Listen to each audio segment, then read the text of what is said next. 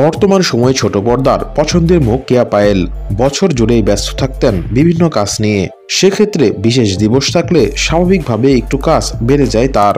আসছে ভালোবাসা দিবসে একাধিক নাটক নিয়ে আসছেন কেয়া পায়েল। সম্প্রতি গণমাধ্যমের মুখোমুখি হয়ে এই কথা জানালেন অভিনেত্রী। এছাড়াও ব্যক্তিগত প্রসঙ্গেও নানা কথা বললেন কেয়া। তবে বর্তমান সময়ে বিভিন্ন শুটিং স্পট থেকে গোপনে ভিডিও ধারণ করে সামাজিক মাধ্যমে ছড়িয়ে দেওয়ার ঘটনা ঘটছে। এতে স্পটে থাকা শিল্পীরা তাদের গোপনীয়তা হারান। বিষয়টি নিয়ে অনেক শিল্পীরা এ নিয়ে অভিযোগ ও প্রশ্ন তুলেছেন। এবার সেই প্রসঙ্গে মুখ খুললেন কেয়া পায়েল। জানালেন বিষয়টি নিয়ে তিনি নিজেও সোচ্চার। কেয়া পায়েল বলেন, এটা খুবই বিরক্তিকর। দেখা যায় শুটিং চলছে, সেখানে শুটিং করছি বা রিহার্সাল করছি, আমি নিজেই জানি না সেই সব ভিডিও ধারণ করে কেউ ফেসবুকে পোস্ট করছে। এটা নিয়ে আমি শুটিংয়ে সোচ্চার।